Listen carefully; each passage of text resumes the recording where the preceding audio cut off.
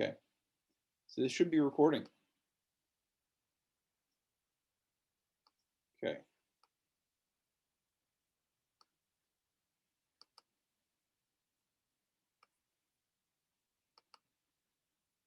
Can everyone see my screen? Okay, Yeah. great. Yes. PowerPoint? Excellent. Great. Let me just try to optimize my screen here. Can you still see it? It hasn't changed. Or it has changed. Ryan, can you see my screen? Yeah, I can see it fine. Okay, great. I'm not gonna put this in full screen because I need to see my lecture notes, but can you see like the slides and everything? Okay. Yep, I can see the slides. Great. Okay. So basically what I'm going to do is I'm going to give everyone a kind of a mini lecture that I would otherwise give in a long format in an in-person class. But the mini lecture is supposed to do two things. It's supposed to give you some sense of what was going on in the early 20th century in American cities, particularly in New York City. And second of all, it's supposed to give you some context for the release of the films that we're watching in any given week. Okay. So for this week, we're going to be watching The Jazz Age. So we're going to be looking at, so what do we mean when we talk about the Jazz Age? The Jazz Age is kind of like a moniker that occurs in the early 1930s, as a retrospective moniker. What I mean by that is basically it's a name ascribed to New York City, particularly through various means. One means is through F. Scott Fitzgerald's The Six Tales of the Jazz Age and Other Stories, which actually comes out in 1922. Okay, so the name the Jazz Age comes from F. Scott Fitzgerald. Why did he call it the Jazz Age? Okay, so many of his novels feature jazz as a subject of the stories that he tells. Also, the context of the age in the 1920s, where jazz clubs throughout New York City were widely popular. He says it was an age of miracles. Fitzgerald says, an age of miracles. It was an age of art. It was an age of excess. It was an age of satire. Okay. So all this, he's talking about New York City in the 1920s. To Fitzgerald, the 1920s was a decade that defied many of the rigid definitions of the previous generation. If you want, you can even consider this a kind of countercultural moment in American history. But it also characterized what was best in jazz music that he so frequently alluded to in his writing. Okay, so we know this era, the 1920s, as the Jazz Age, particularly because F. Scott Fitzgerald called it the Jazz Age. Okay, and you can see where that name comes from in the front cover of his book, The Tales from the Jazz Age. But that's only half the story, right? Or only part of the story, right? So jazz is actually a kind of amalgamation of music that comes after a waves and waves of migration from the South and the West to metropolitan centers like New York City and Chicago, among other places. Okay, so we're going to get into that, and also how the film does or does not accurately depict that, in some ways, because we're looking at these films each week as kind of like a text in which we're reading these historical moments. Okay, so I'll just begin by saying I think that and you can definitely disagree with me with this, but I think that I watched the film last night, and I thought it actually was a great depiction of European immigrants and immigrant enclaves in New York City at the early 20th century. So those that you did watch it, remember, I think it's like the first 20 minutes of the film is mostly like documentary footage of the Lower East Side. And when I say the Lower East Side, I usually talk, and that's another term. The Lower East Side, that spatial definition has changed over time. But for the purposes of this lecture, we're mostly talking about the East Village, right? So we're talking about the community surrounding Tompkins Square Park at this time. And I think that the film really does a great job of kind of depicting everyday life. It's almost as if someone took it is almost as if Warner Brothers took stock footage from film reels of that time and spliced it into their own film, right? And maybe we can look at an example of that. I can find a clip. I don't have it pulled up, but maybe we can find a clip of that. But anyway, I think it's a really good example of European immigrant enclaves in New York City. And with respect to the movie, particularly Jewish enclaves in the Lower East Side. Okay, there's a moment where what's his name? Al Jolson plays Robin. What's his name? Jackie Robin. Okay, so Jackie Robin goes away. He's a performer, a kind of he's a jazz singer, right? So he goes off on tour, comes back to New York City because he lands this big role in this theater production. He tells his mom, I'm going to get you out of the Lower East Side. We're going to move to the South Bronx. We're going to do the Bronx. The Goldsteins are there. All kinds of Bergs are there. That's another Jewish enclave that's developing in New York City at the end of the 1920s. And we can speak a little bit about why people want to move to the Bronx, not just Jews, but also people of all different races and ethnicities would want to move to the Bronx, partly because of the more space that you can have in a living environment. You can have backyard, you can have front yard, you can have just a single house dwelling rather than a tenement. So there's all kinds of reasons why people are moving to the Bronx at that time. But for the moment, mostly it's the Lower East Side when we're speaking about Jewish immigrant enclaves. And again, I think that the film does a great job of representing that. Okay.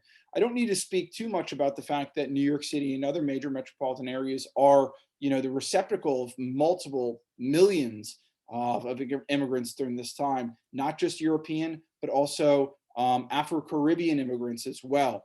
Okay, and that's part of how jazz comes into being, this confluence of different musics and different cultures coming together in one place. And this place, particularly with regard to New York City, is Harlem. Okay, Harlem is the Black Mecca.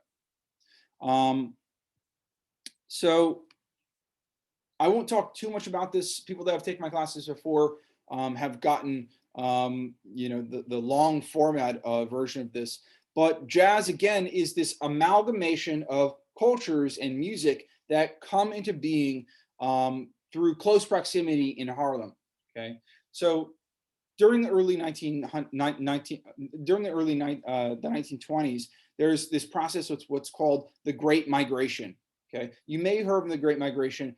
There's actually two Great Migrations. There's one in the 1920s, okay, and there's one in the 1960s. Okay, and this entails the mass movement of Black families to urban centers in the North. Okay, where are they moving from? Majority of these families in the 1920s, they're moving from the South.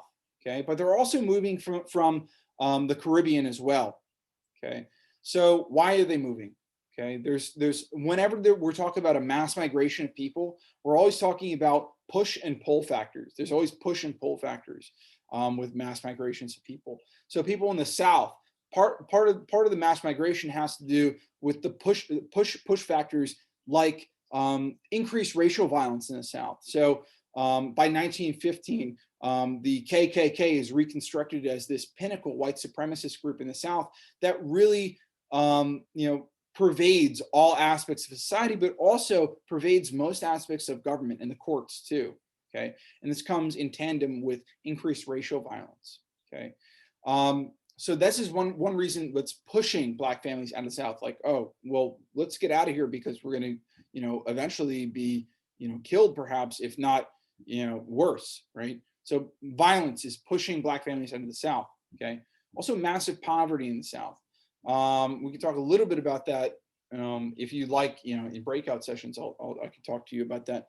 But basically, when we talk about mass poverty, is that like not 50 years prior, slavery was still a thing. Slavery ends formally in 1865, not with the Emancipation Proclamation, but rather with the 13th Amendment. So 1865. Between 1865 and 1920, that's not much time. The people that were held in slavery are still quite alive by the 1920s for sure. And also, slavery is ended, but also there's this whole system of Jim Crow white supremacy in the South that represses Black citizenship by repressing, tools with which people formerly held in bondage would otherwise have empowered themselves. Now I'm talking specifically about educational opportunities, voting rights opportunities, and also economic opportunities. So there's a whole entrenched system, which the primary motive of the system is to repress Black citizenship. Okay, so this is another push factor. So another pull factor for the North would be more jobs in the North, more jobs in New York City, greater greater educational benefits, greater real estate benefits in the case of Harlem as kind of a black mecca. Also, just the benefits that come with an ethnic enclave, whether that be a black ethnic enclave or a Jewish ethnic enclave, like in the Lower East Side. So there's all kinds of benefits for moving a city. There's also a lot of benefits for moving out of the South. And these are the push and pull factors that I'll just kind of gloss over. But nonetheless, this triggers this whole massive wave. When I talk about massive, I'm talking like 10 million people move out of the South, within like a 20-year period. And this is I'm making up this number, but it's not, exaggerated. I'm talking about many millions of people moving to the North, right? So you have people from New Orleans, where ragtime is developing as a kind of proto form of jazz, and proto form of jazz. You also have, people from, Tennessee, Memphis, that have a particular style bluegrass music. Okay, we also have the introduction and the confluence of Black church gospel singers at the same time. So all of these things and more are culminating together in New York City, culminating together in Harlem to produce this new sound. Okay, I'm trying to give a good example. It's like, well, it's hard. I mean, it's hard to give a good example, but suffice to say, it's like multiple different genres or subgenres coming together to form this like massive genre. Okay, it's all taking place in Harlem. Okay, in other major metropolitan areas, Chicago is also notable for this as well. But basically, Harlem becomes this kind of mecca where all of these cultural influences are literally swirling together. Okay, and they create a vibrant new culture known as jazz. Okay, but to be specific, it's mostly a Black culture. What I mean by that is mostly music and corollary culture, and we can talk about what I mean by that. But centered around music, created by Black people. Okay, so jazz is certainly a Black art form that comes out. It becomes wildly popular. So people like Duke Ellington, for example, are kind of like the forerunners of jazz. And where would they perform? They would perform in these nightclubs throughout New York City. One notable example, and Kayla, you may remember the story about Robert Smalls. Robert Smalls is this really remarkable figure in American history. Starts off in slavery in South Carolina, escapes from slavery in 1863. And then joins the U.S. military, and it goes back in the South, fights in the South, frees his families, and goes back and buys the plantation that he formerly worked on.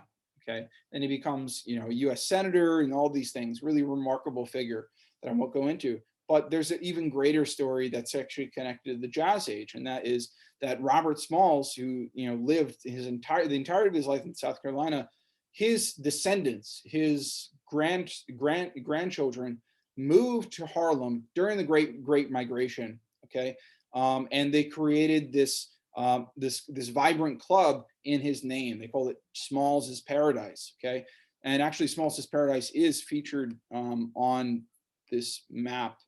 If you can see it, Smalls's Paradise is up here. It's east of 7th Avenue, or otherwise known as the Avenue of Heaven. Okay, so Smalls's Paradise is created by Smalls's grandchildren. Okay, so there's a direct link between the Civil War and this institution of slavery with a kind of resurgence of Black citizenship and power through music, which is kind of interesting to think about.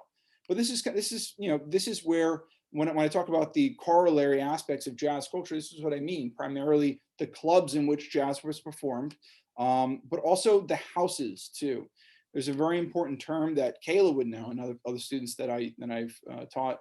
Not only was jazz performed in clubs, they're also performed in informal settings like people's houses. Okay, and they were actually used. Jazz parties were used in very strategic means to meet the costs of living for these migrants that are coming to the city, sometimes without jobs, with not a lot of means. And jazz actually provided the means with which they could survive in a new environment like New York City. So what I mean by that is that these parties in people's houses, they were called rent parties. Okay, so mark this down. Rent parties are a big deal, and you may be interested to research this on your own. But rent parties are literally what I just said, is that people would throw a party in their house, okay, invite people like Duke Ellington, or other notable jazz singers at that time, to their house, okay, pay them a little bit of money, okay, but also charge admission to get into this house. Okay, so for people coming to this house, people are like, oh, well, I can see Duke Ellington for like half the price. I don't have to wait in line to the Cotton Club or wherever, or Smalls' Paradise. I can just go to this kind of like house party and see Duke Ellington and also have a great time. Let me do that. Okay, so it's beneficial for the patrons of these parties, but it's also beneficial for the people that created these parties too. Okay, so how rent parties, the biggest thing about rent parties is that basically people that threw these parties, through their grassroots organizing, were able to build funds. They were fundraisers, right, to meet rent. Okay, meet rent and other living expenses in Harlem at this time. That's where they're called rent parties or house rent parties. They eventually became known as just house parties. Okay, so the house parties that we know today, and I don't know who's going to a house party, in the age of COVID, but when we did, people would go to house parties not realizing that this whole tradition of showing up at someone's house, having music, having dancing, perhaps charging a little bit of admission, is actually touching on this much longer tradition that is tied to the jazz age, and that is the house rent party. Okay, house rent party. If we fast forward a little bit further into the 1970s, this tradition continues into the 1970s and provides the basis for what becomes known as hip hop parties. Okay, and I've written a lot about this. But what happens in the 1950s is that slowly, it just becomes more cost effective not to hire live musicians like Duke Ellington, but rather to buy a phonograph or a record player and to play records for the people at the parties. Okay, so but by the end of the 1960s and by the 1970s, you actually would have DJs at these parties. Okay, these DJs would become the forerunners of what would then later become by the end of the 1970s, would become known as the genre of hip hop. Okay, so hip hop is deeply entrenched in this jazz age, believe it or not, in a kind of a protracted sense, but nonetheless is part of this kind of continuum of Black culture that emerged in the 1920s in New York City. Any questions about this so far? Okay, Katrina's shaking her head. You getting all this down? Have you I heard? have, sorry, Yeah. I have a question. When you talked about like the house parties, is that like kind of similar to like the parties in like The Great Gatsby where they would have these like huge like mansion parties, or are those just like a higher class, like not what this would be like a rent party? So rent party is like, it might be like this. Yeah, I think it would be in the same vein, Katrina, the same vein as a traditional rent party. Okay. But traditionally rent parties are, organized by people that don't have a lot of money. And that's the reason why they're giving these parties in the first place, to raise money. They're fundraisers. Okay. I don't know how much the Great Gatsby needed to raise money. Maybe he did, because we don't know where his wealth came from. But I don't think in the book he charged rent. He charged admission. Okay. So one of the telltale factors of a rent party is that, like, okay, you would charge admission, right? You would charge for entrance into your party, or you would charge, if you can sell alcohol, you can sell, and also this is prohibition at the time too, so it's kind of an illicit sale of alcohol, or sell food, for example. But mostly the traditional rent parties are created as a kind of grassroots social welfare mechanism that migrants use to support themselves, and it's a kind of a community-based situation. The Great Gatsby parties, to the extent that they did exist, I mean, outside of popular culture like The Great Gatsby, perhaps we're in the vein of these parties, but we're not the same kind of thing. Does that make sense? Okay. Great question. Any other questions too? Jack, I don't think I actually, Jack Pettis, I don't think I actually got your name for attendance. Yeah, I showed up like 5 minutes late. Alright. It was like into the lecture. Okay. Yeah, Yeah, sorry I'll about that. fix that. No problem at all. Great. I'll fix it. Thanks. Okay. So we have a little bit of background of what we mean by the jazz age. We're talking about 1920s in New York City, and we're talking about jazz as kind of an amalgamation, right? This mixing together of different musical genres coming from different communities throughout the American South, but also from the Caribbean too. Okay, we can't discount that idea that this mass migration, the Great Migration, is and also an international movement. So you also do have a lot of people coming from the Caribbean, like Trinidad and Tobago, or Jamaica, for example. Okay, and so those international immigrants are also contributing to this vibrant culture. So it is at once a kind of cosmopolitan culture, this jazz culture that is emerging in New York City in the 1920s. Okay, then we get to the jazz singer. Okay, so how is the jazz singer kind of tied into this? And I think that the Muzzer, I think that's how you pronounce the name, Muzzer article kind of does a good job at kind of tying this in. The Muzzer article, he makes this claim that, and we'll talk more about this in a few minutes, but Muzzer makes this claims like, in retrospect, this seems like and it is, a kind of racist text. If you look at, the racist depictions of Black people, particularly in the form of blackface, this tradition that we'll talk about in just a moment, extremely racist. Part of the reason is because it's exacerbating depictions of Black stereotypes, exaggerated facial features, exaggerated, bodily movements. Basically a white person putting on Black makeup in order to perform as if they were a Black person. Okay. One of the things that Muzzer doesn't talk about, though, is the fact that at the time in 1927, I don't think Al Jolson would be considered white. Okay. And the reason for that is that, Jewishness was considered at this time a separate ethnicity. In fact, almost a separate race than white, right? So what is white at this time? Mostly white Anglo-Saxon Protestant WASPs, right? So this is a story, I mean, it also kind of parallels Al Jolson's life as well, a story of blackface and of demeaning depictions of Black people, but also a story of cultural assimilation that Al Jolson and Jackie Robin or Rabinowitz is pursuing at this time, which is kind of interesting. So let me see what else. Okay, we're going to get to blackface in a second. Let me talk a little bit about the jazz singer in particular. Okay, so what I found most interesting about when researching this topic is that, in a way, this movie that comes out in 1927, which, by the way, is many people consider it, and even Muzzer in the article considers it. I think it's the first line. It's like, this is the first movie that integrates sound and vision, right? Meaning that it's a talkie movie, meaning that there's actual recorded sound associated with the recorded image, right? That's actually not true. A few months prior, Warner Brothers, who produced and released this film, a few months prior, produced and released a similar film, but that was actually the first American quote unquote talkie, which is called The Lights of New York City.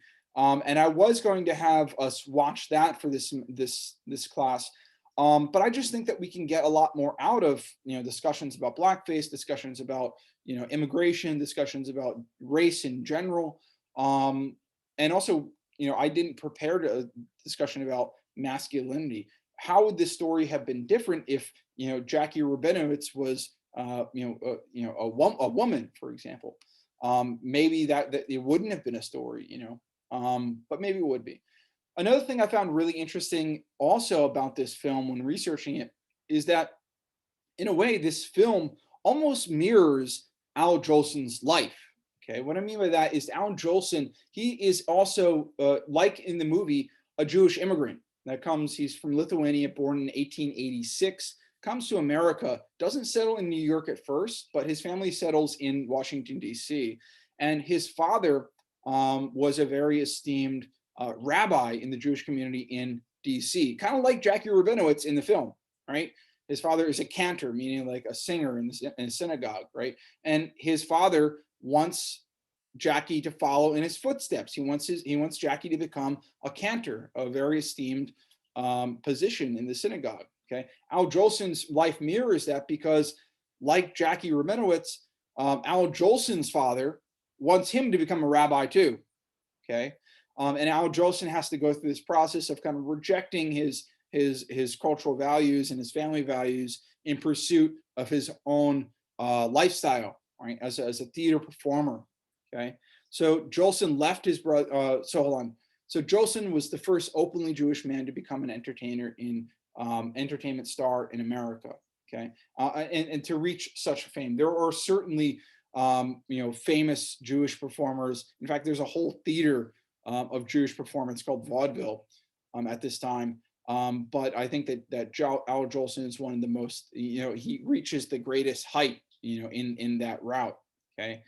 Not unlike Jackie Rabinowitz in the film, which is kind of, interesting. And like Jackie Rabinowitz, he kind of rejects, he has this confrontation with, the old world values of his Judaism and, his family, and attempting, to pursue his own endeavors, but also B, to kind of assimilate into American culture. He's a new immigrant. He's like, I think at one point in the film, he says like, father, like that's like old school stuff. We're in America now, right? This is a different culture. I have different values, right? So he's at odds with the old world values that his family retains. Okay? Same thing as in with the movie. Al Jolson's life kind of parallels this movie in many ways. One other thing I thought was really interesting is that this movie is kind of a paradox in terms of Al Jolson's life because of this. It kind of made his success. It made him like a wildly popular actor in America, especially a screen actor. Okay. But it also kind of ended his career. Okay. So it kind of typecasted him forever after. Everyone knew him like, oh, Al Jolson is the jazz singer, perhaps because of his performance, but also perhaps because it so closely mirrored his own life. He is the jazz singer. Okay. So in virtually every other performance after the jazz singer, after 1927, Al Jolson's asked to perform with blackface on his face. Okay. And he can't really escape that role. He's kind of typecasted for the rest of his life. And, as we get to the 1940s and 1950s, it's going to become increasingly unacceptable to perform in blackface. Okay. But there was a time that that blackface was such a pervasive art form. We're going to get to that in the next slide. Let me talk about a little bit more, more detail about the jazz singer. I think there's a few more things I want to touch on. So we already know from the Jordan Musser piece that critics, when this movie premiered, critics were all over it for a number of reasons. First of all, critics hailed the jazz singer for the technological mastery of Warner Brothers Studio by syncing visuals and audio, but we know already that Warner Brothers had done that before with, actually the same year, but a couple months before with the Lights of New York City. Critics also kind of panned this film too, because of what they deemed as kind of anti-Semitic depictions of Jewish culture. And I kind of get that. After watching it, it's like the whole story is about him rejecting his cultural values in some way or another. Okay. And so we can think of this as kind of an assimilationist story. Okay. Yeah, so he wants to become American by wearing. So that's another interesting too. Jolson, portraying a white Jewish singer, decides to become more American in many ways through theater by specifically wearing blackface and crooning jazz on stage. Okay, so this film is kind of making a statement that jazz is a quintessentially American thing, especially for a European immigrant coming to America. What is American? How do we become more American? How do we become more integrated in society here? Okay. And one way of doing that is grappling onto American culture. Okay, so in 1927, jazz is just like like at the heart of American culture, especially new American culture, new cultural producers producing things are like F. Scott Fitzgerald are latching on to this new art form that's culminating in New York City at this time. And they're celebrating it as a kind of quintessentially American culture. Okay. Also, another thing is that blackface is part of this as well. Okay, so blackface is this a quintessentially American culture at this time. It's like, and no other place in the world really. And we can go into the history of this in the next slide. No other place in the world are white people or lighter skinned people putting on blacker makeup in order to appear present themselves as a different race. Okay, nowhere else in the world is this happening. Only in isolated examples. It's mostly happening in America. And so like jazz, blackface becomes and is seen as this quintessentially American aspect of culture, popular culture specifically. We'll get into the details on the backstory about that. But before I go on, does anyone have any questions about that? Okay. So whenever we talk about blackface, it's like understandably so, because we're talking about presentations of race, and that can be kind of like a sticky subject. So, it can be uncomfortable when you talk about issues of race and ethnicity.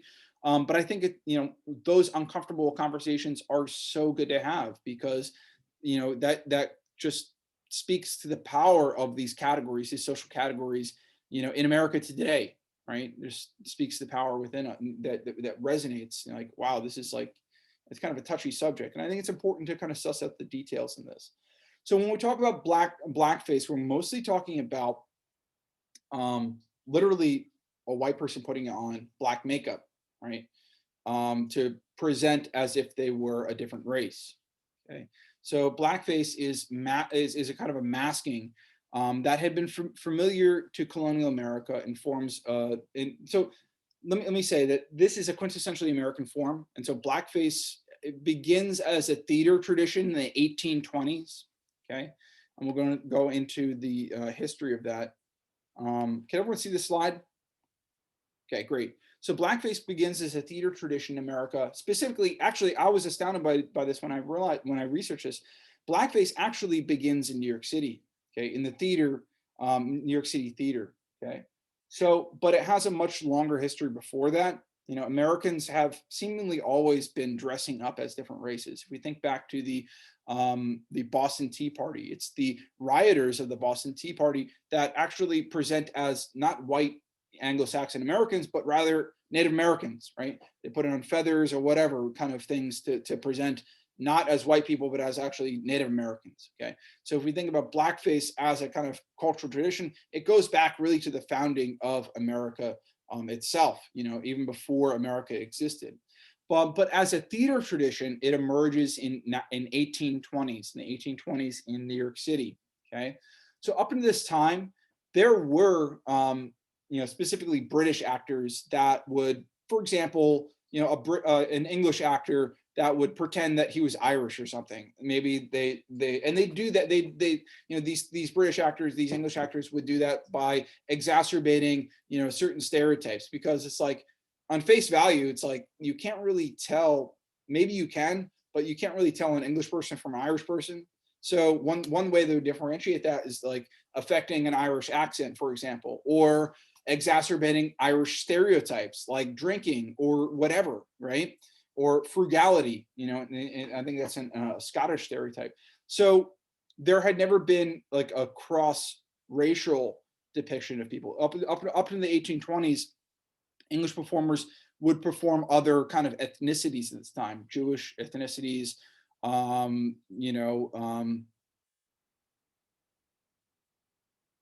different dialects in America. But as I think about it, it's like, Shakespeare, right?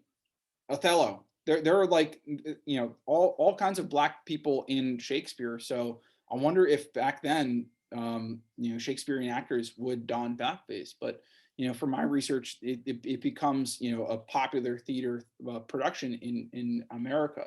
Okay, so up into the 1820s, blackface didn't really exist. It mostly was, as I said, English actors performing Irish, right? English actors performing Scottish, English actors performing Jewish. Okay. Blackface as tradition begins with this man named Thomas Dartmouth Rice. Some people called him Daddy for reasons that I don't actually understand. So his name typically appeared in on billboards as Thomas Daddy Rice. Okay, and like Al Jolson, he becomes this wildly popular figure in American theater, specifically in New York City. Okay, but he didn't start performing in blackface until 1828. Okay, so Thomas Dartmouth Rice is basically at this time a young. He's in his 20s. He is in an American theater group in New York City, and they go on tour throughout America in the 1820s. Okay, this is before the Civil War. Okay, so slavery is like a big thing. It's like all over the place. So he's performing, traveling with this theater group. Doesn't even think to put on blackface at this moment, but is in Louisville, Kentucky, right? And on the off days, and he's walking around in Louisville, Kentucky, and the story goes that he befriends a black person, a stable hand, a person that's working in a stable, befriends this person, and actually builds a character based on this person because of how interesting apparently he seemed to Thomas Rice. This person is an enslaved man named actually Jim Crow. Okay, an enslaved man named Jim Crow from Louisville, Kentucky. Okay, so Jim Crow is this term that becomes associated not just with blackface, but with a whole regime of white supremacy in the South that pervades American society, in laws, in the segregation of society, and the repression of voting rights. All this is known as what Jim Crow. Okay, but the term Jim Crow actually refers back to the origination of this blackface minstrelsy performance. Okay. So Thomas Daddy Rice comes back to New York City. He's like, wow, that would be a great character to create this kind of comedic character in the image of this guy Jim Crow that I met. Jim Crow. And by the way, so he creates this whole character that becomes basically like a stock character that would be replicated multiple times. And so this is a character, mostly a comedic character, that Thomas Daddy Rice would basically affect and try to get people to laugh at him. All right, so he would do things like obviously put on black makeup, but he will also kind of exaggerate facial features, exaggerated lips with the makeup, exaggerated eyes with the makeup, exaggerated teeth with the makeup as well. It's kind of like exacerbating black stereotypes, negative black stereotypes. Also, behavioral stereotypes. Say, for example, walking around with a limp, or kind of acting a fool. In other words, these are all negative black stereotypes that that blackface, through the acting of Thomas Daddy Rice, kind of exacerbated. Okay, and so to get a sense of how this escalated from a single person performing to this wildly popular cultural art form, it becomes replicated over time. Multiple people say, wow, this guy's making a ton of money putting on blackface, let me do it too. And it becomes a stock figure in American theater. Okay, so it becomes like a touchstone in between each act of a play. For example, Jim Crow would get on stage and make people laugh. In other words, it was a kind of a minstrel show, and that's what it came to be known. Blackface minstrelsy, minstrel referring to this tradition that goes back to the medieval era of like a court jester, a minstrel, right? But in this case, it's a blackface minstrel. So it's the continuation of this thing, but now it's racialized, right? To depict black people, demeaning depictions of black people generally, okay? So minstrelsy was an exercise of creative amalgamation, coincidentally not unlike jazz itself. Okay, it blended black folklore with white humor. Okay, the black banjo with the Irish fiddle. Okay, the African-based dance with British reels, a kind of dance. Okay, so it was a synthesis of white culture and black culture. Okay, but it worked particularly in terms of, it worked particularly in negative terms in repressing Black citizenship, by denying the humanity of Black people, by exacerbating stereotypes and depicting them as if they were just a joke on TV, literally the butt of jokes. Okay, so to get a sense of what I mean in this, it's like I mean, I think that, yeah, I think you can say the same thing. It's like, I was trying to explain to someone else, it's like, well, why is this so demeaning? It's like, well, what if an Italian person, or not, what if like an Irish person got on stage and performed as if he was Italian? You know, that's kind of offensive, right? It's only offensive, but it denies the humanity of that Italian person, that this Italian person, you know, is no longer a human, but rather becomes a kind of two-dimensional character that people associate with, right? And so in that way, it kind of denies the humanity of blackface. And so that brings us to Al Jolson. So when Al Jolson, let me see if I have any more in this. Al Jolson, when he decides to put on blackface, how and why he decides to put on blackface is kind of irrelevant. But the fact that he's just putting on blackface, he's engaging with this cultural tradition in America that's tied to white supremacy, that goes back to the founding of this country. Okay, it goes back to the founding of the country, even before Thomas Thaddeus Rice. It goes back to the tradition of rioters, you know, putting on, you know, makeup and clothes to make themselves look like indigenous Americans. It's tied to white supremacy in all aspects. And whether he knew it or not, Al Jolson was engaging with this tradition. Okay. But it's also interesting, as a wrinkle in the story, it's like at this time he's not really considered white in American society. Okay. And that's what I think many people lose perspective of. It's like Jewish at this time is considered like a separate entity, as was for a long time Irishness, or even any kind of immigrant. There's a xenophobic reaction to immigrants coming into America at all times, you know, obviously even today. But at this time, you know, tons of Jewish immigrants coming in America, they're not considered white. They're not considered white. Yes, they do have light skin. They don't have black skin. They don't have dark brown skin. They have white skin, but, you know, ethnically and, you know, culturally, they're held at arm's length in American society. Okay. And that's why I think that's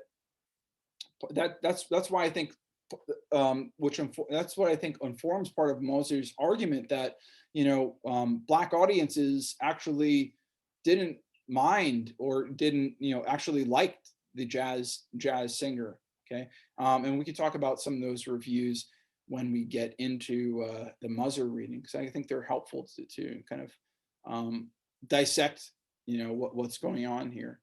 Okay. Any questions about this? No? Okay.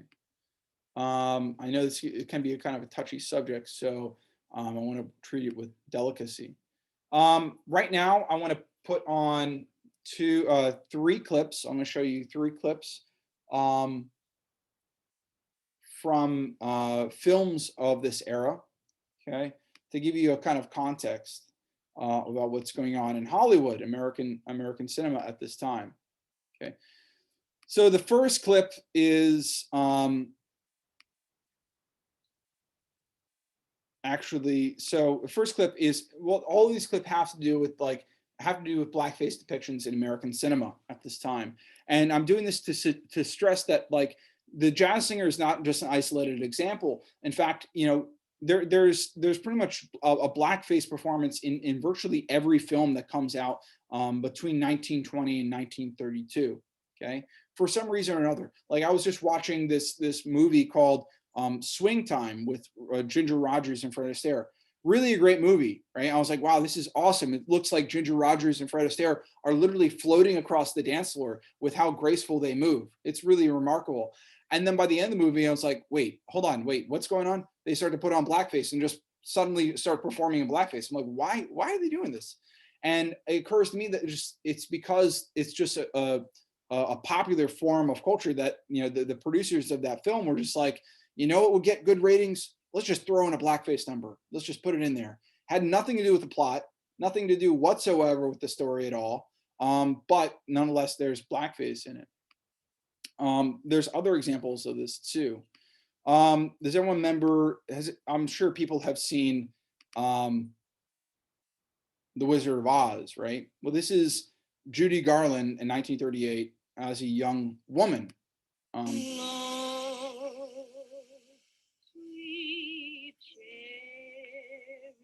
We're not Nas anymore. We're not in Kansas anymore, apparently. So that's Judy Garland, believe it or not. That's Dorothy in Wizard of Oz. Okay, so in this example, we can see kind of some of the exacerbated stereotypes that she's perpetuating here. Okay, for example, the makeup exacerbates her lips. Okay, to suggest that, oh, just black people have big lips. Right? That's a very racist depiction. Okay, now look at her hair. Okay, also kind of racist depiction. Clothes are another thing. Clothes are another thing. Way back in the 1820s, I was just listening to lyrics. In the 1820s with Jim Daddy Rice, it's like a similar thing. He'd also put on kind of shabby looking clothes, rags, in other words, to kind of affect this impression that, black people are poor, right? And so a lot of these stereotypes that continue even today were solidified at an early time in the 1820s and perpetuated time and time again through theater, and now through film, and now through the synchronization of film and vision, film and audio. Okay, not only that, but it's replicated in print culture as well. Okay, it's all over the place. It's all over the place. It's really remarkable to think that, like, wow, that was really all over the place. But this is America. This is quintessentially American culture, and in some ways, blackface continues these racial depictions.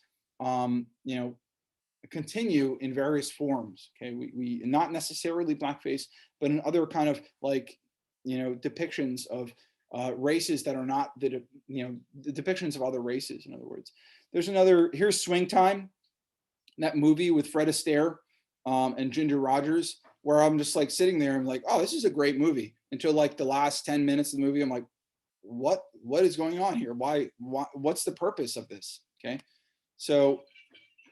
And it's kind of artfully done, believe it or not. It's kind of artfully done. But again, it's like, what's the purpose? Why do you need blackface in this thing? And that brings up another subject of cultural sensitivity. Okay, so at the time, people would go. This came out, I think, 1932. 1932, I think. So this came out in 1932, and people would go to the theaters actually expecting to see a blackface performance. So in this movie, in Swing Time, they get to the last 20 minutes, they're like, well, there's got to be a blackface in here somewhere. I don't understand what, and they'd be like, oh, finally, and then people would like that. So, but from our perspective today, we're just like, what? Are you kidding me? So there's a change in cultural sensibility that we can talk about. How sometimes old films kind of like resonate with us, right? They're like, oh, we kind of get that, and they perhaps might skip a generation for various different reasons. Yes, Riley. Can you talk about how the Black community felt at the time when these were coming out and like first being premiered? Yeah, definitely. We actually, that's a good transition, because Muzzer, if I'm pronouncing it, Muser, he does a good job, I think, talking about that. That's the whole thing. It's like, what did the Black? That's the whole emphasis of his article. What did the Black community think of the jazz singer? And I think he does a good job of that. So let's just transition to that now, the Muzzer reading. But before we transition, is anyone have any other questions about this, about this mini lecture? No? Okay. So let's transition to that now.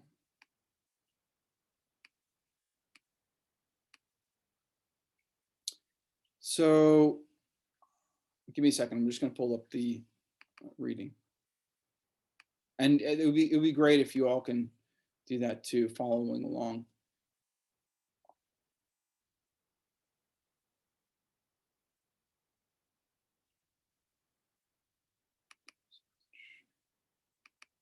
Oops. All right. Okay, Charles Muzzer. Okay, so yeah,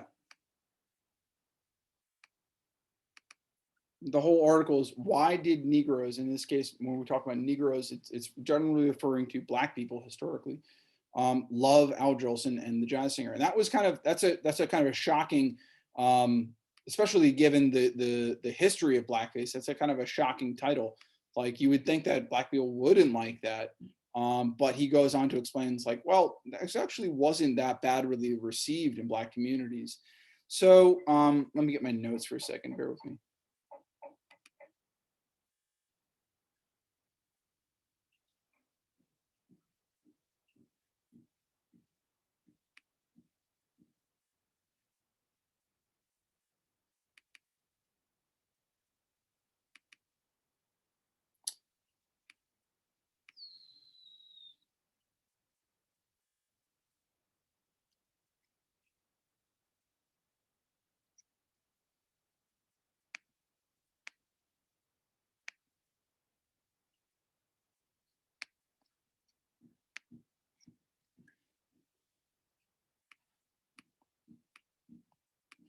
While I'm looking for my notes, does anyone have any other questions?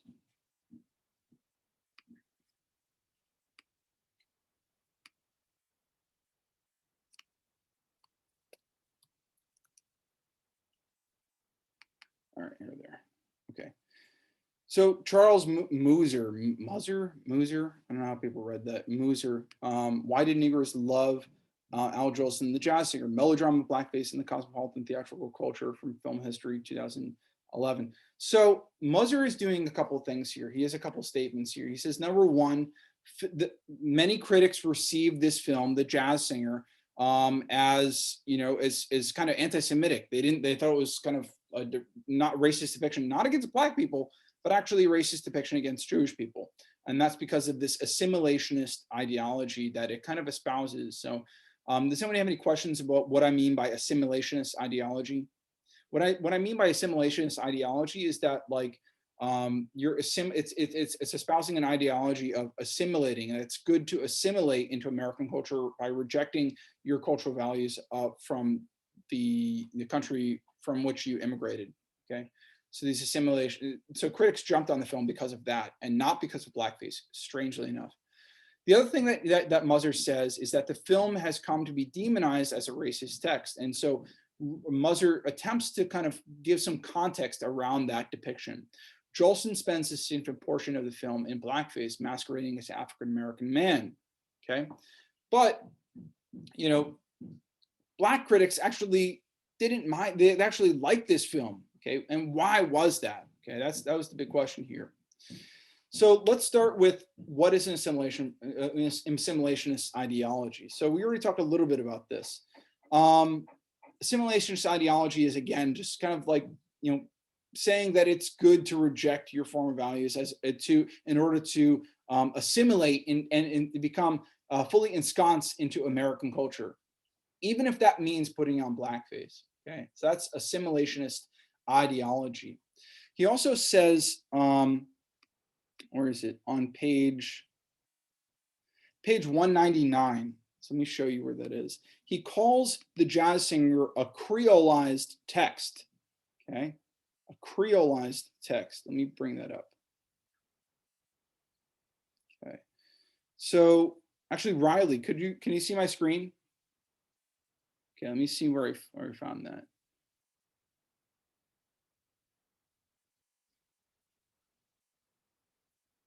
Okay, would you mind reading? Can you read this? Should I bring the image? Yeah, if you could zoom in a little bit. Is that better? Yeah.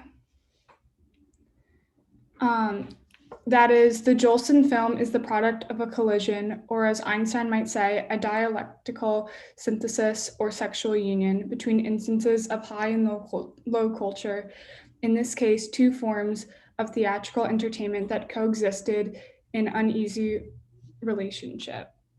Yep, and then further down. Stage and screen.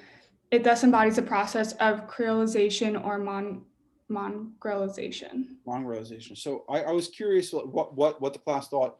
Like, what does he mean when he calls this a creolized text? Okay.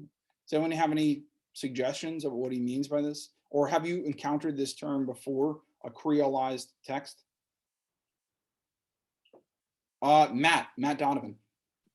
It just means like a mixture, right? Because Creole is a mixture between French and one other. I know it's spoken in Haiti, but it's generally referred to as just a mix between two different art forms, Yeah, or two so different language forms in that case.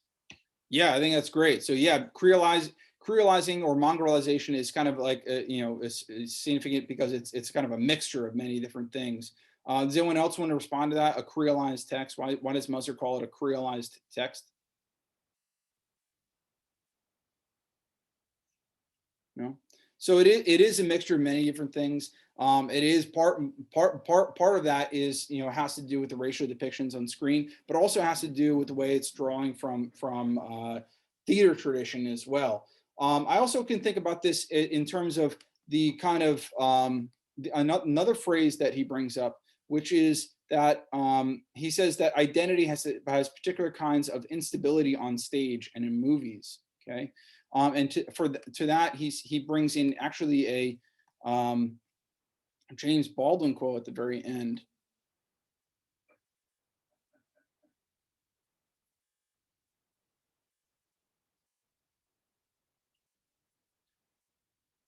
So here's this passage here. Identity has a kind of has peculiar kinds of instability on the stage. Okay. So what do you think he means by this in reference to the jazz singer? Identity has an instability on stage and in the movies.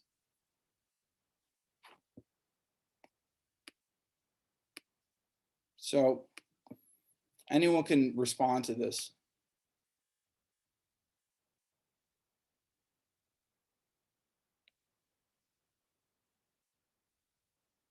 Yep, Katrina. I guess kind of like with the film, and like what was happening inside the film, and then what was happening, I guess, like kind of behind the scenes or like in real life with Al Jolson like performing in the film. Like the way that he depicted like his own culture, like of Judaism, in addition to like then assimilating, putting on like a Black culture towards the end of the film. It's kind of like it's hard to then call him like a Jewish performer, or an American performer, and he's not a Black performer, so like those identities kind of get morphed together into like I guess you could call it American culture. Yeah. Okay. So he can perform as if he's a different culture than what he's coming from, in some sense. What that means.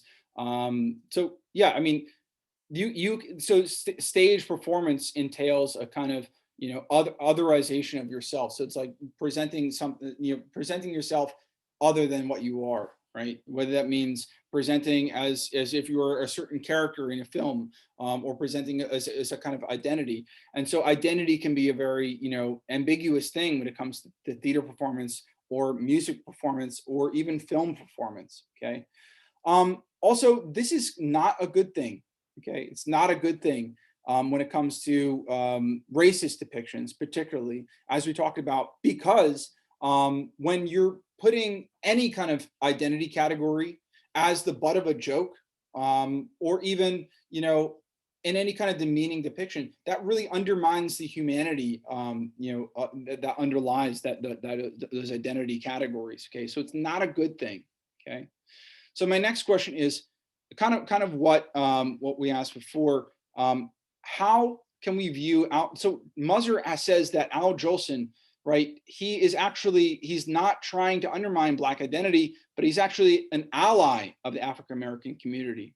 Okay, so how can we think of Al Jolson as an ally? How would Musser argue that Al Jolson is an ally of the African American community if he's perpetrating these racial depictions, these negative racial depictions? How is Al Jolson an ally of the African American community? How would you respond to that?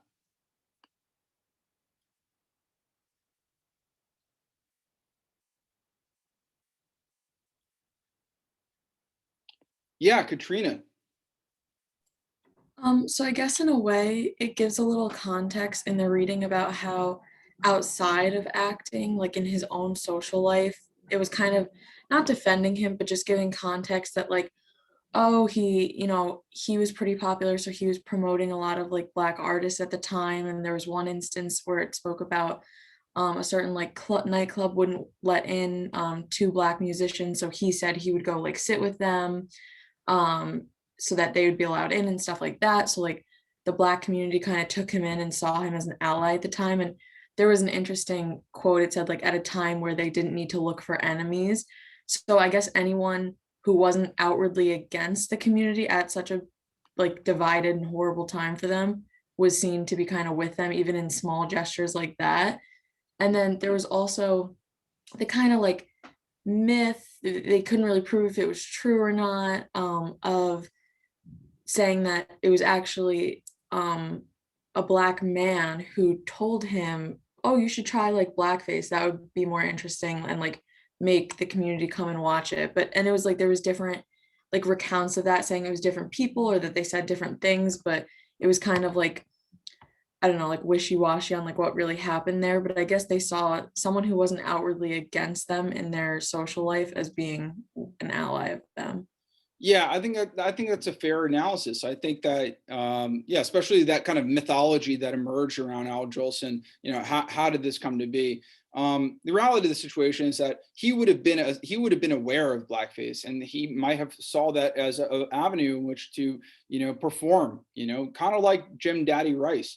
Whether or not he's an ally, that's a question really for the critics. So why were the critics so? Or why were the critics in the black community not outwardly against this film? What did they find? What did they find of value in this film? Yeah, Izzy. There's a part I like highlighted in the text that Yeah. said, Well, hold on, Izzy. Where is it? So we can all read it. it's like page 217 at the top. Okay, let me find it for everyone. 1 second, please. Let me see. 217. Well, how's it? Where is it on 217? 217, you said? Yeah. Okay.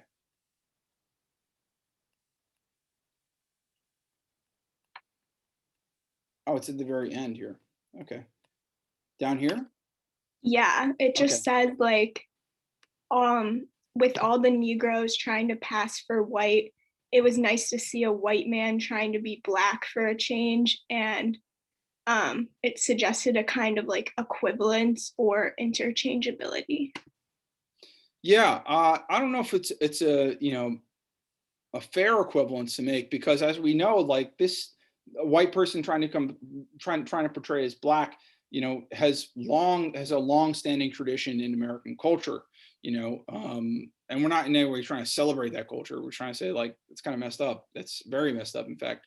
But yeah, I think that's part of it. It's like I think that's what Katrina also said was also interesting too. Katrina, did you have something else to say with this? Yeah, I also was kind of thinking about when I was like reading these sections about how I think what the author of this user kind of like pointed to was the black newspapers a lot, and how like their opinions weren't like outwardly against the movie and stuff. But I was kind of curious of like the newspapers themselves. I don't know how good they are of like, I guess like time capsules for like talking about like the popular sentiment at the time within the black community, just because you can, this is like a public opinion that they're releasing on behalf of everybody. I don't know if that's like the best I don't know what word I'm looking for, but like example of what the black community as a whole was thinking about this Yeah. movie, like watching like blackface performers or anything. Because I think if you did have a negative opinion about a white movie, you maybe couldn't express that publicly. Yeah, that's a good example, and also brings up the fact that like film reviews aren't always representative of a community and how they feel about a movie, right? And that's the case also with newspapers too. It's like newspapers are edited, right? They're edited to convey a certain point of view or a certain perspective on certain things. So we have to look at these film reviews with a certain degree of skepticism. Okay. We also have to consider that like these are historical documents, and so it's like how else can we look at, how else can we gauge the popular opinion? We can look at box office, statistics. I think perhaps Musser does mention some of that as well, but he is interested in the fact that like, well, you have these white newspapers that are completely panning the film, and you have the black newspapers that are not celebrating it, but are not like, lambasting it. Why is that? And so he's trying to come to some determination about why that is. I think that, on this page 217, he also goes into some more details. So kind of a volunteer to read this paragraph. Someone want to read this paragraph for me? Just raise your hand and we can get that. Dylan. So this is one we're talking about here. As one black news critic remarked, and then we're going to go all the way to the end of that paragraph. To the end of where it says moviegoers? Yep. Okay. Yep. As one black newspaper critic remarked, somewhat tongue-in-cheek, vis-a-vis jazz singer, with all of the, I don't feel comfortable saying that word. Yeah, of course. Trying to pass for white. It was nice to see a white man, Jolson, trying to be black for a change. That white and black performers use blackface suggest as kind of an equivalence for it interchangeably. However, much of that suggestion possibly fell short in practice. When commentary in black newspapers asserted Jolson's debt to Bert Williams, it was a way of reordering relations, authority, and power. Although new possibilities, I think there's like a line cut off where I can't really, painfully constrained and distorted by racial prejudice, many African Americans did not feel that they lived lives that were immobile, unassimilable, and fixed at the bottom. We should not be naive about racial politics seen on screen or off, but we do need to respect the reception that Al Jolson and the jazz singer received from black moviegoers. Yeah, so I think that Musser is also struggling with this question. It's like, okay, why did black film reviewers not outwardly pan this? And I don't know if I'm convinced entirely by his arguments, honestly. But I do think it's worth exploring the history of this film and the history of blackface performance in general to get a more nuanced sense of the context in which it emerged. Okay. So in this class, I'm not, drawing any conclusions to this, but I'm rather opening up to a field of inquiry where we can draw our own conclusions about this film and about the context in which it was created and what it says about New York City at this time. So let me see if I have any other points I want to bring up about the jazz singer. That's pretty much it with the jazz singer. Some of the important things to note about this is are about the way in which it depicts not only Jewish immigrant communities in Lower East Side, but the way in which it celebrates blackface as a kind of American culture that a Jewish immigrant would want to participate in. Okay, and how from our president's standpoint, looking back on it, it's so alien to us. It's so foreign to us. It's such a different kind of time and perspective, and how that has changed since, right? So, any final questions about this until we break? Because next thing we're going to do is we're going to break off, and we're going to analyze the film reviews that I posted on Blackboard. Any other questions about this? Okay, so what I wanted to do, and I'll change my screen now to, I'm going to show you Blackboard where I have the film reviews posted.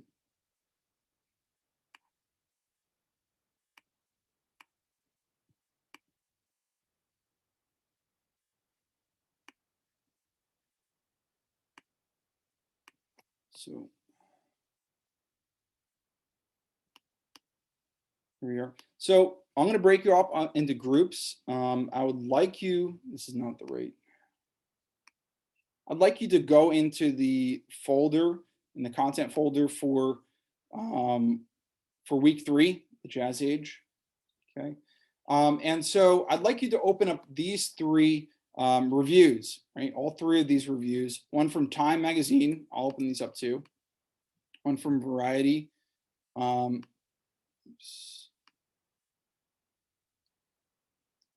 Variety Magazine. And I want you to read these all together. You might want to break it up into the group, break it up in your groups. Like say, have 2 people read one, 2 people read a different one, and have 2 people reading a third one. And I want you to focus on 3 different aspects. Okay. As someone already said in the class, these are not. We should look at these film reviews with some degree of skepticism. Okay, but also they are an analysis about the artistic merit of these films and how they were received in society in 1927. Okay, so I want you to focus on 3 different things. Number 1, focus in on what the critic says is of artistic value in these film. Okay.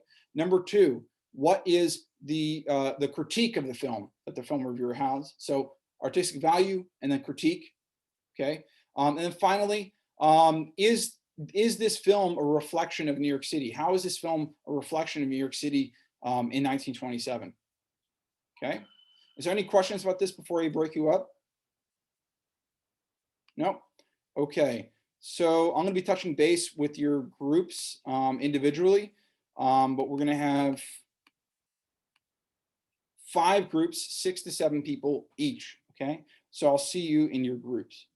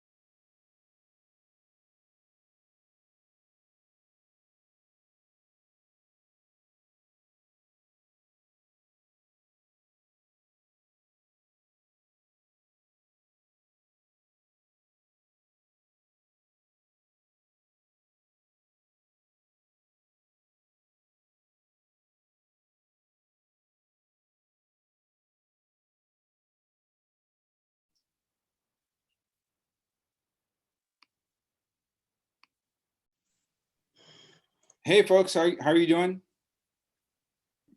Good. We're We just just reading split up. them now. Yeah, and we're reading them now. Okay, great.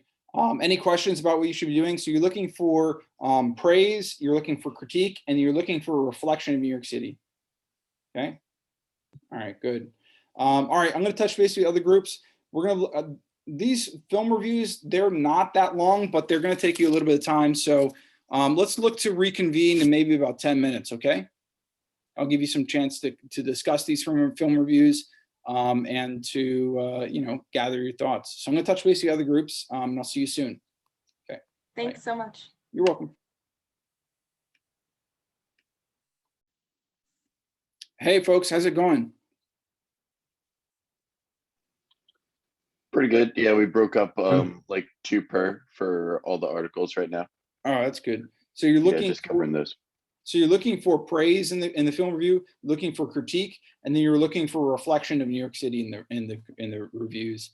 So I'll give you all about 10 minutes, and then we'll reconvene, give you time to discuss your ideas and gather your thoughts, and then we'll talk about them as a group. Okay. All right. Great. I'll see you soon.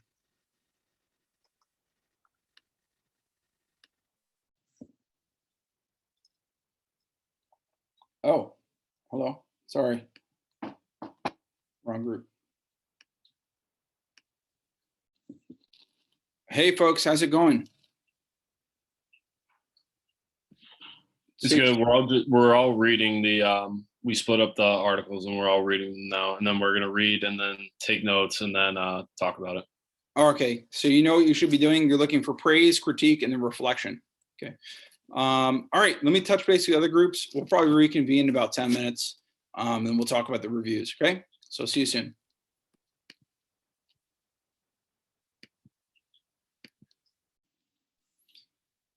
Hi, folks. How's it going? Is it clear what you should be doing in this moment? Yeah, I think we're all, we split up the articles we're all reading right now. All right, great. So we're looking for praise, critique, and then reflection. Okay. So I'll see you soon. I'll give people about 10 minutes. And we'll reconvene at that point. Okay. So I'll see you soon. Sounds good.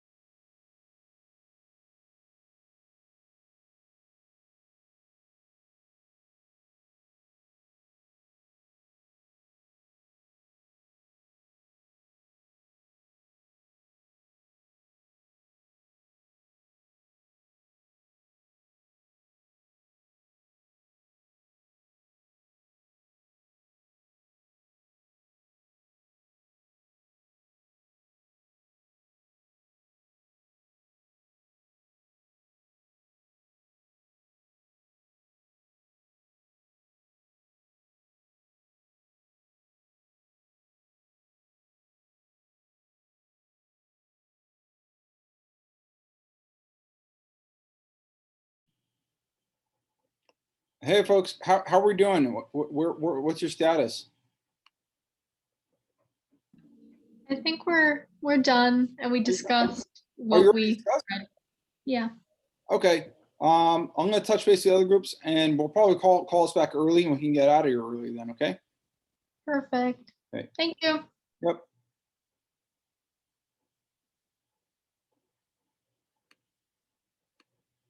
ID article, it says that it could do well in Jewish neighborhoods because he sings Kol Nidre in a like on the eve of Yom Kippur when his father is dying. So that could resonate with a lot of Jewish people, and that's really all it says about that. Hey, folks, I hear that you're discussing. Are you almost done, or not to rush you or anything, but I just wanted to gauge your status. Almost done, you said, Dylan? Yeah, pretty much almost done. All right. Okay. I'm going to call people back in just like two or 3 minutes. Okay. All right. See you soon. Great, thanks.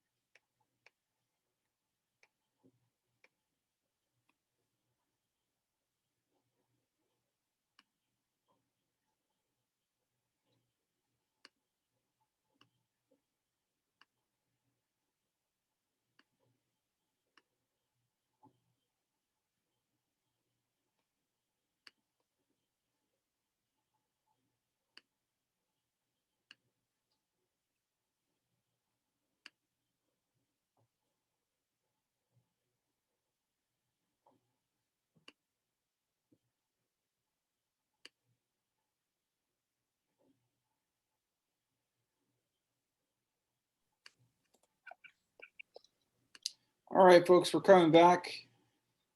Not everyone's back though. Okay, give people a few more seconds to come back. We're only at 24. I think there was like 35 students in the class, maybe a little bit more.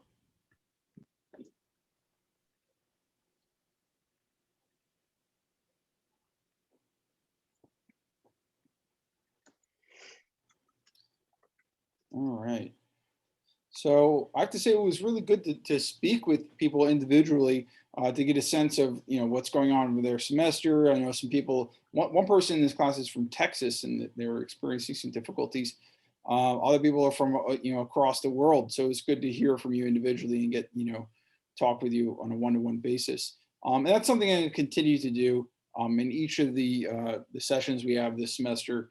Just try to get your perspective on things and to talk with you in a little bit more informal session than the entire class. So that's one of the benefits I find with the breakout sessions. So it was great to get know a little bit about you, and I hope this is the beginning of a conversation that we're going to have further on in the semester. Okay, so we had to read 3 different reviews from 1927 about the jazz singer. Let's talk first about the praise. Okay, so what are some examples or some instances of praise that these critiques gave for the film review? So, okay, we'll start with Mary, and then we'll go to Nicholas. Mary, what kind of examples of praise? Oh, then Christina. Mary, Nicholas, and Christina. I in the New York Times article that spoke a lot about, well, it's titled Al Jolson and the Vitaphone, how do you say that? Yeah. So it seemed to it emphasized a lot praise for his performance, his singing, his performance, the emotion he brought to the performance, and also they cited his performance of blackface, specifically the scene where he's seen putting it on. So it seemed to me that they were praising sort of like it was a very short review. They didn't really explicitly go into a whole lot about it, but from how it's like placed in the text and framed, it seemed that the person writing this review seemed to appreciate its symbolism in relation to his journey as like a performer, transition from like being from his Jewish identity to being his identity as a performer. Okay, interesting. Good. So now we have Nicholas. What kind of praise did you find in your reviews? I read the Variety article. Okay. And it praised the technology a lot with the Vitaphone, and not even well, the fact that it was one of the first to incorporate sound and visuals, but also that it gave credit to Louis Silvers. It said for synchronizing both the audio to the visuals. Right. Okay. So a lot of reviews remarking like, this is the first film that integrates sound and vision. It's a remarkable experience. And so, yeah, many reviews did remark on that. Yep. Next we have Christina. Do you have your hand raised? Oh yeah, I also read the New York Times article, and Mary said a lot of what I was going to say, like the praising of like the application of the blackface and his singing abilities more so than anything. Okay, great. Okay. Ryan. Yeah, so I also read the New York Times article, and like I said before, they did praise like his singing abilities a lot. But then they also talked about how he was like very good at like portraying his emotion and getting like the audience to feel the same way. Okay, all right. So performance. Oh, Katrina, did you want to add to this? Yeah, it was kind of like a separate point, but I read Variety and it talked about just kind of like what you said, that it was good casting to have Jolson as the lead because it was like very similar to his story and some people knew that. So it just fit well, is kind of what they were saying. Okay, great. Yeah. Okay, anyone else for praise? Did anyone else have their hand up? No. Okay. So let's move now on to critique. So what do we read? What are some critiques that the reviews had in these? Rachel, Riley, well, a lot of people. Okay, we'll get to them individually. So let's start with Rachel and Riley. So I read the New York Times article, and the review was talking about how the dialogue wasn't very effective because in that one scene where Jackie's like speaking with his mom, they said that it wasn't very like, it didn't catch the nuances or like of like speech and inflections, which I thought was really interesting because the technology was like very praised, but more so for the singing and not for the actual speech. Okay, yeah. So let me just add this here. Tech did not cap.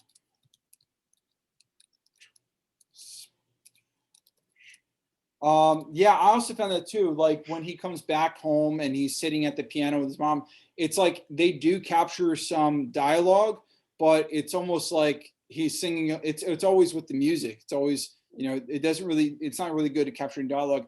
Dialogue is primarily conveyed through those like the text screens where they kind of like show the dialogue, and then also like they're performing the dialogue. Like they're always like moving their mouth and performing the dialogue, even though it's not captured in the sound. Okay, Riley.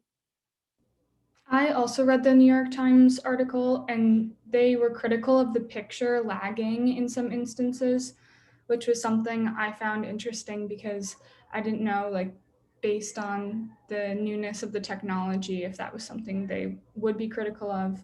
But I picked it up when I watched the film. Yeah, so did I actually, particularly in early on the film where it's Jackie as a young boy. He's on stage and I'm like, wait, the sound doesn't actually link up. I thought maybe it was my version on YouTube, but that review kind of confirmed my suspicions that maybe it didn't actually match up. Who's else? Matt is up next. Matt, then Yeah, I Sebastian. read the I had the Variety review, and they were a little bit critical of some of the story and its relatability, seeing if it would the story of, let me just find the quote. Wondering how the general public would take to a Jewish boy's problem of becoming a cantor. So they were a little bit critical of that. Okay, critical. One thing, so I watched this with my wife, and then she was like, that's kind of like strange to me that a movie from this time would go in depth about like focus on Jewish culture, talk about Yom Kippur, about fasting, about like the cantor, about all this like nuances in Jewish culture that we both were surprised. Like at that time, I didn't know that that would be like a commercially viable movie to have, and that kind of the Variety review also kind of confirmed those suspicions as well. So critical of Jewish culture, focusing on Jewish.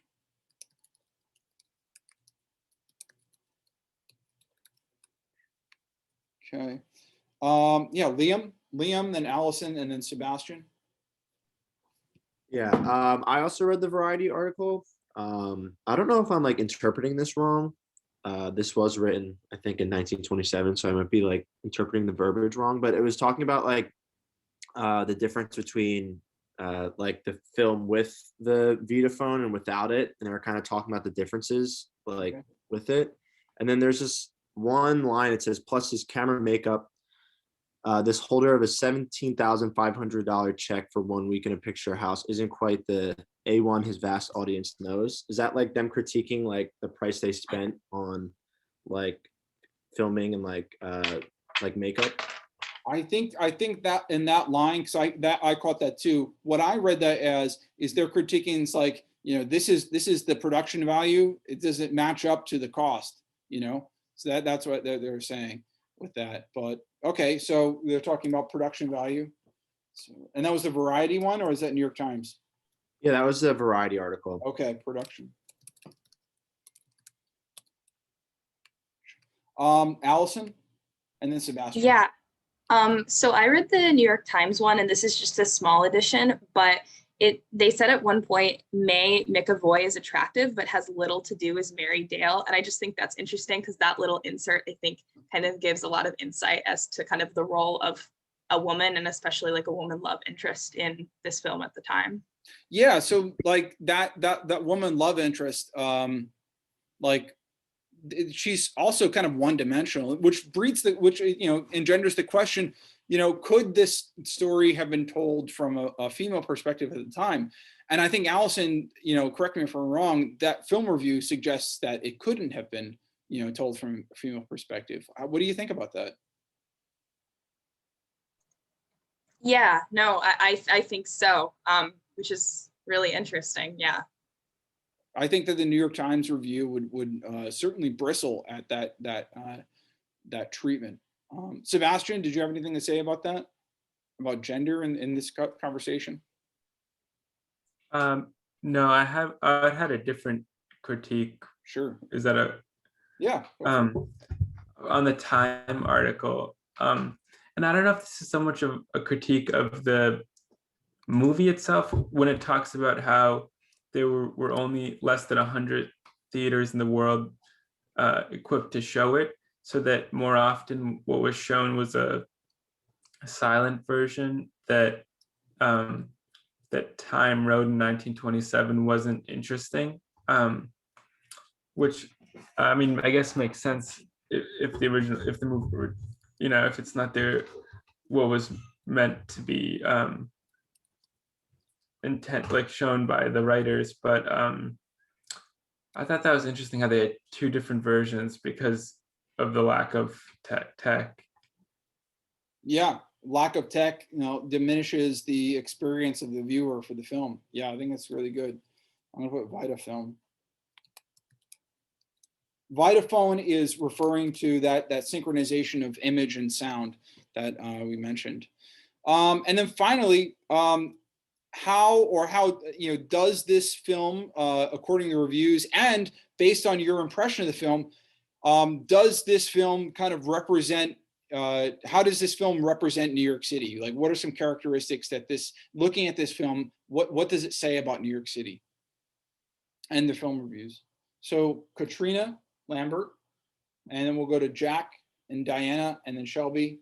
Then, okay, what's great about Zoom is that, like, you know, it orders your names, so I can just call you sequentially. So we're Katrina's first, okay, and Jack. One thing that I read the Time review, Time magazine.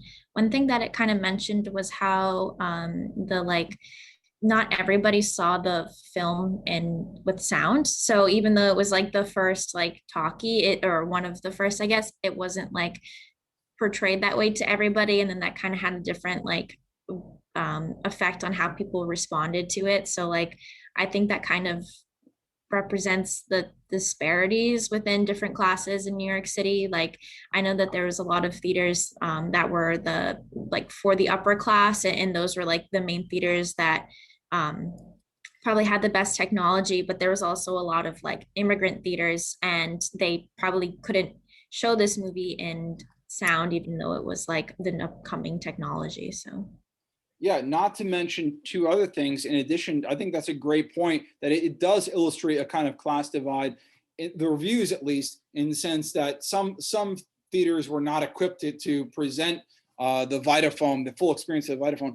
Also, I want to bring up that, you know, not everyone had the expendable income to, you know, splurge and spend money on a theater performance like this, you know, or the time either. You know, if you know, it presupposes a certain class that someone would have the time and money to go see a film, and, you know, care a lot about this film. So yeah, class is a big deal, that there's a class divide. So I think Jack is next. Yep. So I read the Time article, New York Times article, and I think just in the context of New York City history, they put kind of a geographic and cultural divide in explaining the Jewish community versus the community that it would be accepted to be into modern music, and for him to be able to become the jazz singer himself. So it sort of just depicts, even without mentioning the Lower East Side, Jewish ghetto at the time, the differences in whether it's generational divides, cultural divides, and musical divides. Okay, great. So there's generational divides, cultural divides.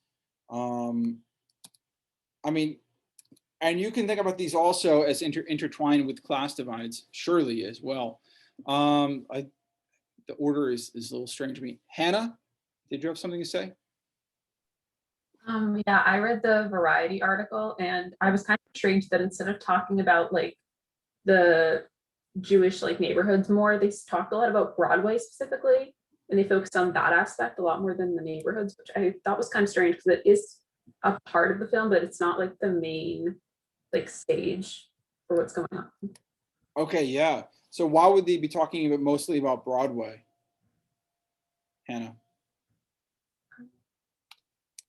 And not Lower East Side, where it's depicting? I guess because it's kind of his end goal, Jack's end goal, is kind of to end up there, and that's kind of what people want New York City to be seen as. Yeah. They were this is kind of our epitome of culture as a city. First, we don't want to look at a minority's neighborhood in a way. We want to kind of focus on the niceties of the city.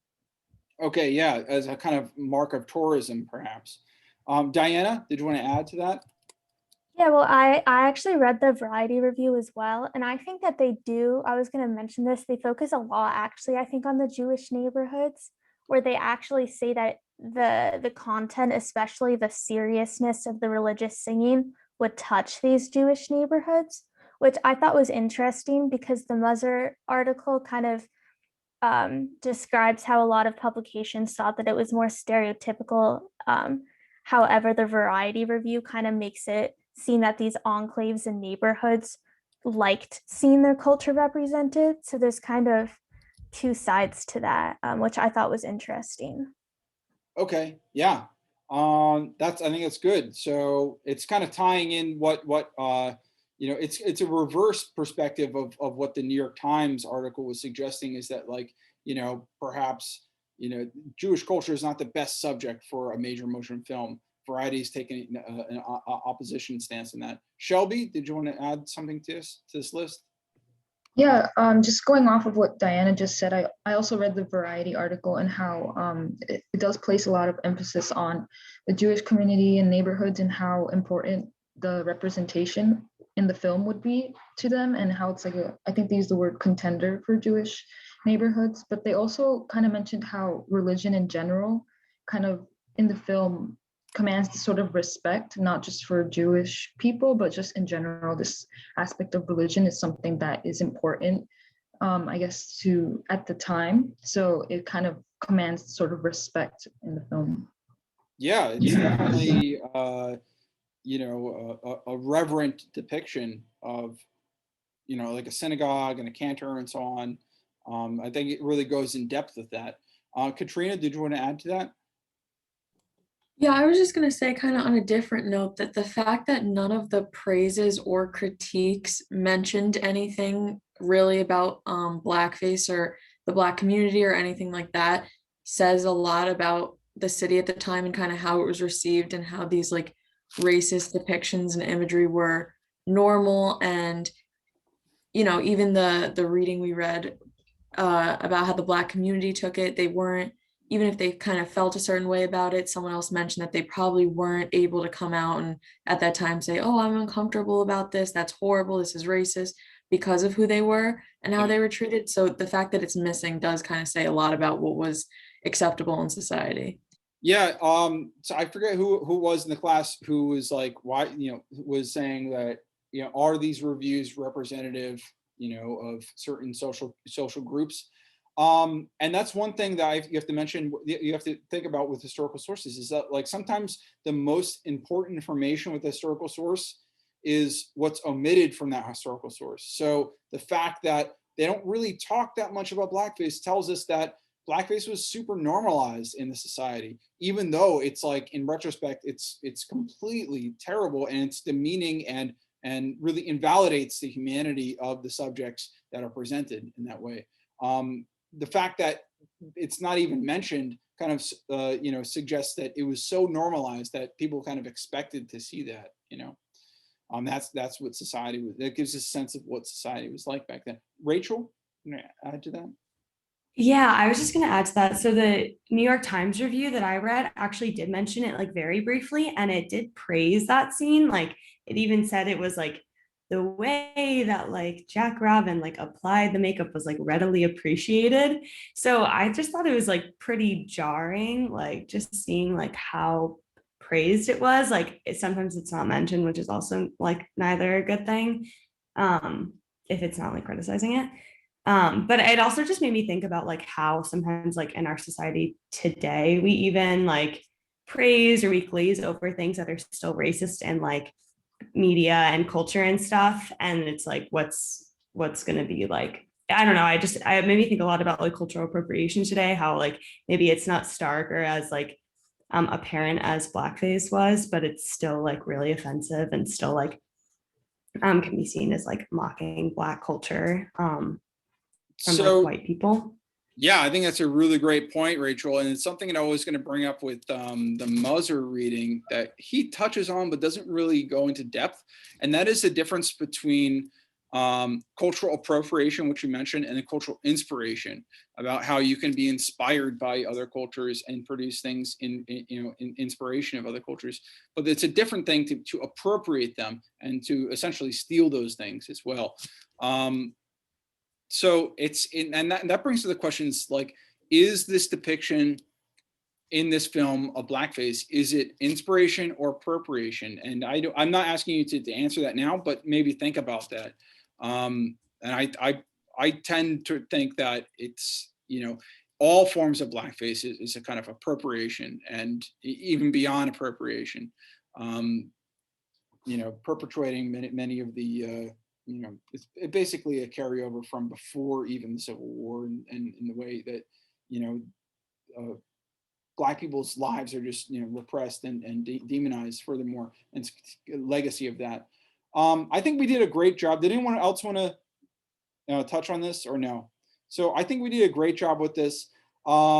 This is something I want you to keep in mind because we're going to be writing our own film reviews, which, by the way, you should be thinking about that now. Like what film do I want to do? How I'm going to do it? These film reviews are going to be helpful for you determining, the cultural sensitivities. Like, does this film, say if you chose The Jazz Singer, does this film in some way speak to us in this present moment? Does it help us understand our present moment?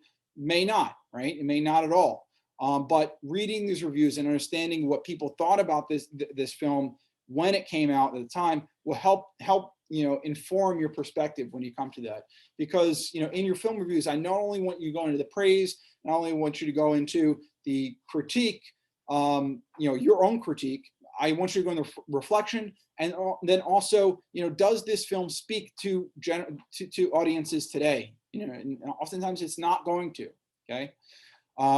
So start to think about what you're going to write about for your papers. Two more things. I think two more things.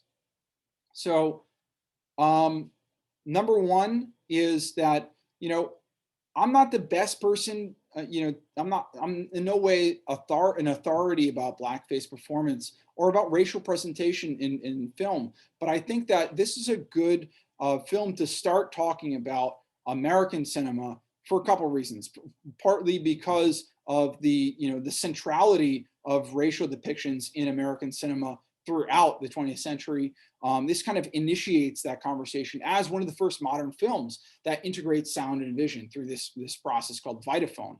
I think that's one. This is gonna be a continuing conversation we have throughout the semester, because guess what? There's not just blackface. There's all kinds of. There's yellow face. There's whatever kind of face, and it's all different ways in which, as Moser said in the end of the article, on stage and on theater, there's a fluidity, I think he says, or there's an ambiguity through the way in which actors present themselves on stage. There's the ambiguity of identity on stage and on film that we're going to see replicated through similar means that we saw in The Jazz Singer, just in different circumstances. So this is the beginning of a conversation.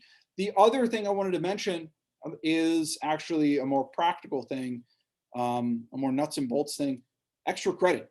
I know we all like extra credit, so I'm gonna allow you to get at least 10 points extra credit added to your final grade, believe it or not. So if you get a 90, that means if you have 10 points extra credit, you can get 100. Okay, the extra credit is I'm gonna give you 2 points to your final grade if you and I can post these more frequently. 2 points if you show up to this. I'm not showing it. Let me show you. So I have it here. I posted it on announcements. Extra credit opportunity at Rutgers Newark. There's two authors, Mary Rizzo and Kyle Rosendale. They have 2 new books out, and they all talk about cultural approaches to urban history. Okay, so Mary Rizzo is talking about actually the films of John Waters. If you don't know John Waters, he does a lot of the campy films that are centered around Maryland in the 1970s and 1980s. Kyle Rosendale talks about suburban culture, from 1970s to 2001. So they're all talking about cultural approaches to urban history. And that starts today at 2:30. I know you might have a class. That's where I'm going to post other ones, as they come to me. But if you attend this, prove that you attended, and then write up a 1-page summary of your experience, I'll allocate 2 points to your final grade. I mean, to the end of the grade, right? So yeah, I just wanted to bring that to your attention. So yeah, this is something. So this format that we experienced today is something that we're gonna see each week. Okay. So next week we actually have a really interesting film.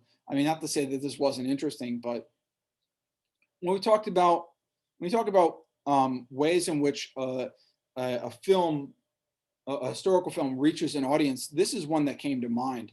Babyface from 1933. Where is it? Babyface, 1933. Let me show that for you. Okay, so watch Babyface, $2 on YouTube. I'll be watching it too. And then we have an article that considers the gold digger as a kind of category in American theater at this time, the gold digger, obviously in reference to a film called The Gold Digger. And so in this context, we're thinking about the film as a reflection of and part of the Depression era New York. Okay, so that's something that you should be focusing in on as you read and then watch this film. Okay, any questions about this? No. That's it, folks. That's all I have for you. I'll please stay in touch via email, and I will post announcements as they come to me. But otherwise, have a great weekend. I really appreciate this first opening discussion, and hopefully we have more substantive discussions throughout the semester. But until next week, take care. And please let me know if there's any issues, and just stay in constant contact with me. Jack, I'm gonna fix your attendance just after we go. Otherwise, see you later. Bye. Thank you, Professor. Thank you. Thank you.